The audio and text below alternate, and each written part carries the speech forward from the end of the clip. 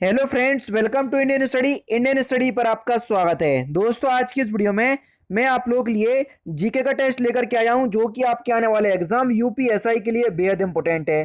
तो वीडियो को एंड तक जरूर देखिएगा, क्योंकि लास्ट में मैं आपसे क्वेश्चन ही पूछूंगा और उसका आंसर आपको कमेंट बॉक्स में बताना होगा। साथ ही साथ इस वीडियो की पीडीएफ डिस्क्रिप्शन में टेलीग्राम चैनल का लिंक दिया हुआ है, वहां से आप प्राप्ति कर सकते हैं।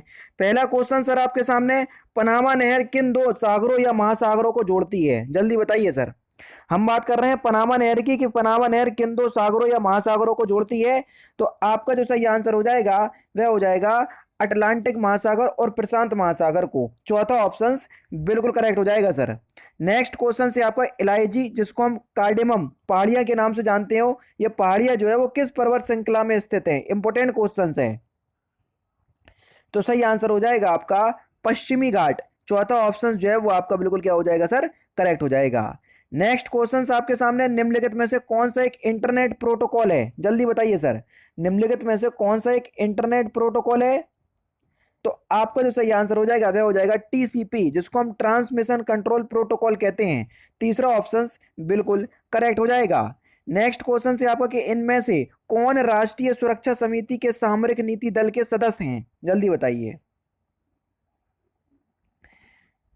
विदेश सचिव भी हैं, गृह सचिव भी हैं और केंद्रीय प्रत्यक्ष कर बोर्ड के अध्यक्ष भी हैं। यानी कि तीनों ही जो है तीनों ही राष्ट्रीय सुरक्षा समिति के सामरिक नीति दल के सदस्य हैं। तीसरा ऑप्शन बिल्कुल correct. Next question, fill in the blank, शेष सौदा व्यापार सेवाओं और शेष विश्व से प्राप्त निवल अंतरण का योग होता है, उसको क्या कहते हैं?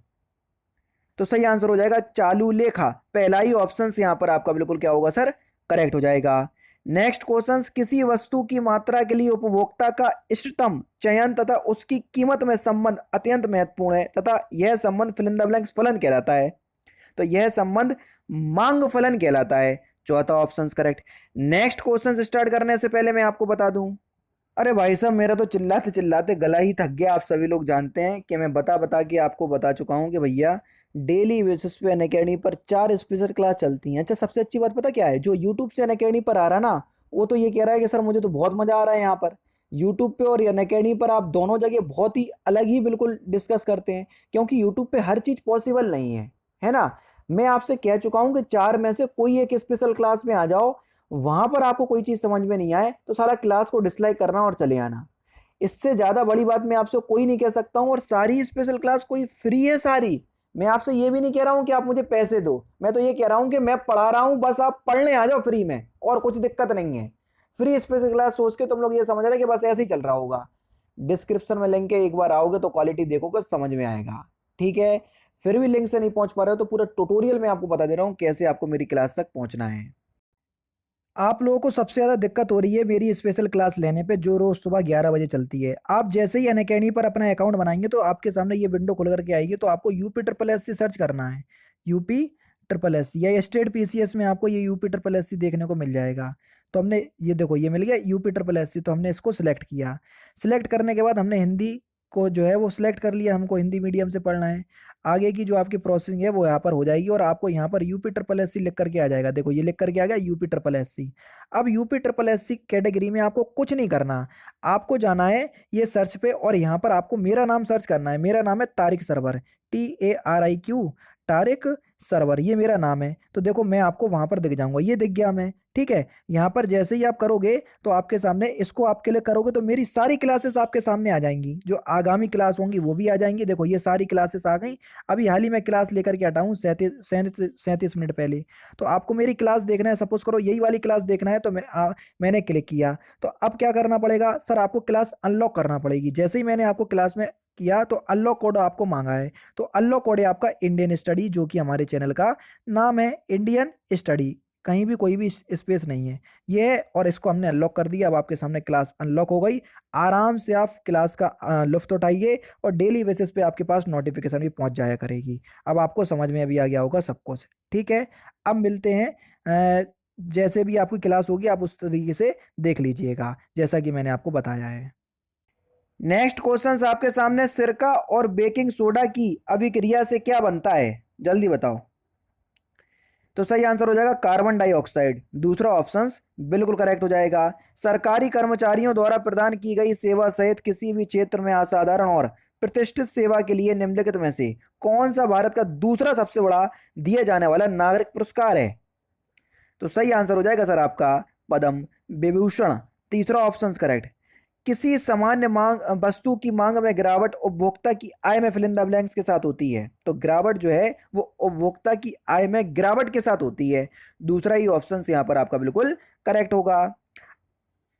अल्पकालीन सीमांत अल्पकालीन सीमांत लागत वक्र अल्पकालीन औसत लागत वक्र को फिल इन द ब्लैंक्स में अल्पकालीन औसत लागत के न्यूनतम बिंदु पर काटता है। तो सही आंसर क्या होगा? अल्पकालीन सीमांत लागत वर्ग अल्पकालीन औसत लागत वर्ग को नीचे में अल्पकालीन औसत लागत के मूल्य में बिंदु में काटता है, यानी कि दूसरा ऑप्शन बिल्कुल करेक्ट। क्लोरोफाइसी के सदस्यों को प्रायः किस शैवाल कौन सा शैवाल कहते हैं? तो क्लोरोफाइसी के सदस्यों को प्रायः हरा शैवाल कहते हैं, पहला ही ऑप्शन करेक्ट। तरलों द्वारा लगाए गए घर्षण को फिल इन द ब्लैंक्स घर्षण कहते हैं। तो तरलों द्वारा लगाए गए घर्षण को घर्षण कहते हैं, पहला ही option correct. Fill in the blanks उस जाति के व्यष्टियों की वह संख्या जो दी गई समय अवधि के दौरान आवास में कहीं और से आए हैं, तो उसको क्या कहते हैं? आज का टेस्ट जो है वो कठिन होगा, ध्यान रखना। आप्रवासन उस जाति के व्यष्टियों की वह संख्या जो दिए गए समय अवधि के दौरान आवास में कहीं और से आए हैं, तीसरा ऑप्शन बिल्कुल करेक्ट हो जाएगा। निम्नलिखित कथनों पर विचार करना और बताना है कि कौन सा कथन जो है वो आपका सही है। पहला पॉइंट है कि मोहनजोदड़ो हड़प्पा रोपड़ एवं कालीबंगा सिंधु घाटी सभ्यता के प्रमुख स्थल है, बिल्कुल है, पहला तो सही है। हड़प्पा के लोगों ने सड़कों तथा नालियों के जाल के साथ नियोजित शहरों का विकास किया, बिल्कुल किया, दूसरा भी सही है। हड़प्पा के लोगों को धातुओं के उपयोग का पता नहीं था, नहीं भैया, इन्होंने प्रयोग भी किया था धातु का। तो पहला और दूसरा जो है वो आपका बिल्कुल क्या हो जाएगा सर? करेक्ट हो जाएगा, जबकि तीसरा जो है इन्होंने बिल्कुल गलत दिया हुआ है। तो हड़प्पा के लोगों ने तांबे धातु का प्रयोग किया था, है ना। कंप्यूटर तकनीक की पांचवी पीढ़ी जो है वो किस पर आधारित है? पांचवी पीढ़ी तो ultra large scale integration micro processor, basically micro processor से याद कर लो, काम हो जाएगा, ठीक है। निम्नलिखित में से कौन विक्रमादित्य के दरबार में नवरत्न का हिस्सा नहीं था? तो सही आंसर हो जाएगा आपका सूरदास, तीसरा ऑप्शन बिल्कुल करेक्ट हो जाएगा। नेक्स्ट क्वेश्चन आपके सामने। सूरदास जो है वो अकबर और जहांगीर के समकालीन थे, है ना। कौन सा कंप्यूटर पेरिफेरल हमें भौतिक छवि या दस्तावेज की प्रतिलिपियां बनाने और उसे डिजिटल छवि के रूप में अपने कंप्यूटर पर सहेजने की सुविधा प्रदान करता है? तो सही आंसर हो जाएगा आपका स्कैनर, तीसरा ऑप्शन करेक्ट। रॉ इनपुट को उपयोगी जानकारी में बदलने के लिए सभी कंप्यूटर सिस्टम द्वारा निम्नलिखित में से मौलिक क्रिया का पालन किया जाता है? तो सही आंसर हो जाएगा आपका input store process output control, पहला ही ऑप्शन करेक्ट। सूची 1 को सूची 2 से मिलाना है, जल्दी बता दीजिए सर। एसिटिक अम्ल आपको किस में देखने को मिलेगा? तो एसिटिक अम्ल हमको सिरके में देखने को मिलेगा। लैक्टिक अम्ल हमको दूध में देखने को मिलेगा। यानी कि पहला और दूसरा तीसरे और चौथे से मिला, तो कौन से ऑप्शन में दिया तीसरे चौथे से? देखो दूसरे ऑप्शंस में दिया, तो ज़्यादा दिमाग ना चला और दूसरे ऑप्शंस बिल्कुल करेक्ट हो जाएगा। बाकी और देख लो, ब्यूट्रिक अम्ल आपको किस में देखने को मिलेगा? मक्खन में। और साइट्रिक अम्ल नींबू में, ठीक है। चलिए बाकी मैंने पूरा बता दिया, दूसरा ऑप्शंस करेक्ट। निम्नलिखित में से कौन पारिस्थितिक तंत्र का अजैविक घटक नहीं है? तो सही आंसर हो जाएगा आपका जीव, पहला ऑप्शन करेक्ट। निम्नलिखित में से कौन सा अनवीकरणीय संसाधन है? तो सही आंसर हो जाएगा आपका कोयला, चौथा ऑप्शन करेक्ट। फिर वही काम करना है आपको, सूची 1 को सूची 2 से मिलाना है। तो देख लीजिए सर, सूची 1 को सूची 2 से मिलाओ। घास के मैदान दिए और उनके देश के नाम दिए। पंपाज जो है वो कहाँ का है? अर्जेंटीना का। पुस्ताज, पुस्ताज हमको नहीं पता तो छोड़ दो। बेल्ड कहाँ का है? बेल्ड जो है वो दक्षिण अफ्रीका का है, ठीक है। डाउन्स कहाँ के हैं? ऑस्ट्रेलिया के हैं। और पुस्ताज हंगरी का हो जाएगा, नहीं पता था छोड़ दिया था। इस तरीके से करे जाते क्वेश्चन। तो 3 4 2 1 कौन से ऑप्शंस में दिया? पहले ही ऑप्शंस में दिया, पहला ऑप्शन करेक्ट। यहाँ पर कथन और कारण दिए हैं, बताने हैं दोनों सही हैं दोनों गलत हैं, या एक दूसरे के स्पष्टीकरण है या नहीं, ये आपसे पूछा है। वायुमंडल में नमी की मात्रा अक्षांश से संबंधित है? जल्दी बताओ, बिल्कुल है।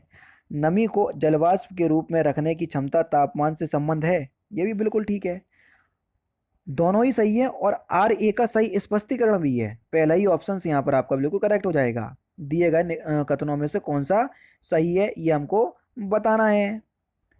पहला कथन है कि इंडिया 2020 या vision for the new millennium के लेखक शशि थरूर हैं, बिल्कुल हैं, पहला करेक्ट है। द ग्रेट इंडियन नॉवेल के लेखक एपीजे अब्दुल कलाम है, बिल्कुल हैं, दूसरा सही है। माई कंट्री माई लाइफ के लेखक आई के गुजराल हैं, बिल्कुल ठीक है, ये भी ठीक है, तो तीनों के तीनों सही है भैया, चौथा ऑप्शन करेक्ट। नीति आयोग जो है वो कब अस्तित्व में आया, नीति आयोग, तो ये 1 जनवरी 2015 को अस्तित्व में आया, तीसरा ऑप्शन करेक्ट। नेक्स्ट क्वेश्चन से आपका कि फुटबॉल और उनसे संबंधित शब्द आपको बताना है। फुटबॉल के लिए देखो क्या हो जाएगा, पेनल्टी स्टॉक। अब देखना पहला चौथे से मिला तो कौन से ऑप्शंस में दिया देख लो, तो देखो एक ही ऑप्शंस में दिया, बाकी किसी ऑप्शंस में दिया ही नहीं है, तो दूसरा ही ऑप्शंस करेक्ट हो जाएगा, है ना। अब यहाँ से देख लो भैया, फुटबॉल के लिए आपका पेनल्टी स्टॉक, वॉलीबॉल के लिए आपका लिवरा, क्रिकेट के लिए आपका क्या सर, क्रिकेट के लिए रबर या सिली पॉइंट, और मुक्केबाजी के लिए नॉकआउट। 4 3 2 1 दूसरे ऑप्शंस में है, दूसरा ही ऑप्शंस करेक्ट। किस मामले में सुप्रीम कोर्ट ने भारतीय दंड संहिता यानी कि आईपीसी की धारा 303 को रद्द कर दिया था, जिसके अनुसार एक आजीवन कैदी द्वारा की गई हत्या के लिए उसे अनिवार्य मृत्युदंड दिया जाना चाहिए। तो सही आंसर हो जाएगा मिट्ठू बनाम पंजाब राज, दूसरा ऑप्शन बिल्कुल करेक्ट। नेक्स्ट क्वेश्चन, इस यातायात संकेत का अर्थ क्या है, क्वेश्चन नंबर 68, जल्दी बताओ सर, इस यातायात संकेत का अर्थ। चार ऑप्शंस आपके सामने ये हैं। बहुत ढलुआ ढलान, दूसरा ऑप्शन बिल्कुल करेक्ट। निम्नलिखित कथनों पर विचार कीजिए और बताना है कि कौन सा कानूनी अधिकारों के बारे में सही है। पहला पॉइंट है आपका कि कानूनी अधिकार एक समान कानून अधिकार द्वारा या कानून द्वारा सुरक्षित किए गए हैं, बिल्कुल किए गए हैं, पहला ऑप्शन करेक्ट। उस कानून को बदलकर विधायिका द्वारा कानूनी अधिकारों को बदला जा सकता है या हटाया जा सकता है, बिल्कुल बदला और हटाया जा सकता है, दोनों आपके सही हैं, तो पहला ही ऑप्शन यहाँ पर आपका बिल्कुल करेक्ट होगा। निम्नलिखित में से कौन कौन से कथन भारत में एक व्यक्ति के अधिकारों के बारे में सही है। पहला है आपका कि यदि किसी व्यक्ति का मौलिक अधिकार का उल्लंघन होता है तो संविधान कहता है कि पीड़ित व्यक्ति उच्च न्यायालय और सर्वोच्च न्यायालय में जा सकता है, बिल्कुल अनुच्छेद 32 के तहत उच्च न्यायालय में, उच्चतम न्यायालय में, और 226 के तहत उच्च न्यायालय में जा सकता है। यदि किसी व्यक्ति को कानूनी अधिकार का उल्लंघन होता है तो वह एक समान न्यायालय में जा सकता है, बिल्कुल जा सकता है, तो दोनों ही सही है भैया, क्या दिक्कत है, पहला ऑप्शन करेक्ट। जनहित याचिका यानी कि PIL मामले में न्यायाधीश के निर्णय के संबंध में निम्नलिखित में से कौन सा कथन जो है वो सही है।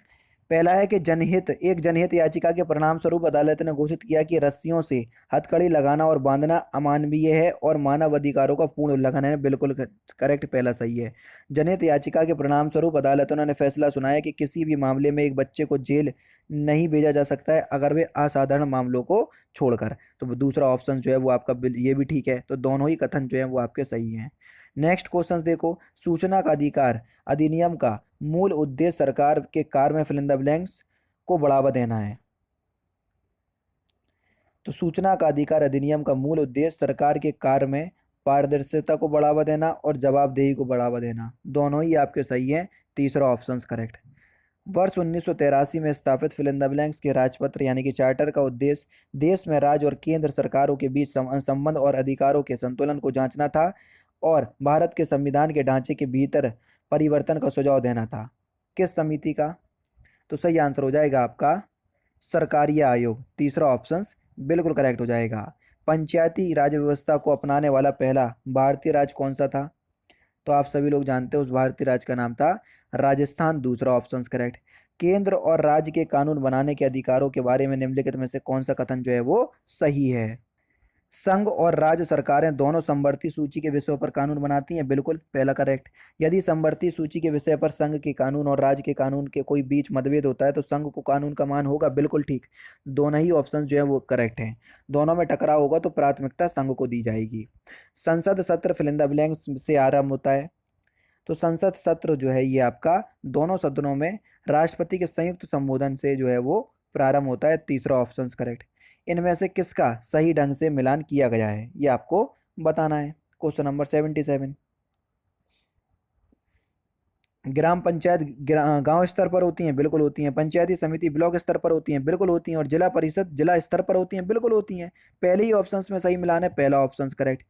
यदि कभी यह सवाल उठता है कि कोई विधेयक धन विधेयक है या नहीं तो इसका निर्णय कौन करेगा, तो इसका निर्णय लोकसभा का अध्यक्ष करता है, पहला ऑप्शन करेक्ट।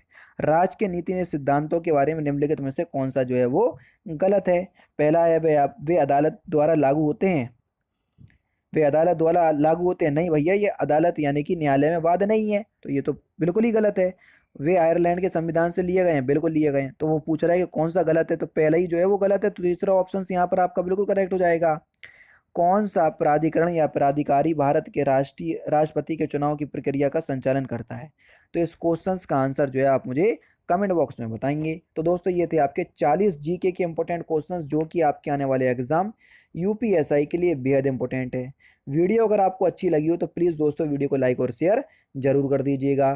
तो दोस्तों फिलहाल की वीडियो में तो सिर्फ इतना ही। अगर आपको वीडियो पसंद आए तो प्लीज़ दोस्तों वीडियो को लाइक कीजिए, शेयर कीजिए और साथ ही साथ हमारे चैनल को सब्सक्राइब करना ना भूलें, क्योंकि मैं रोजाना इसी तरह के वीडियोस आप लोगों के लिए लाता रहता हूँ। नमस्कार दोस्तों, जय हिंद, जय भारत।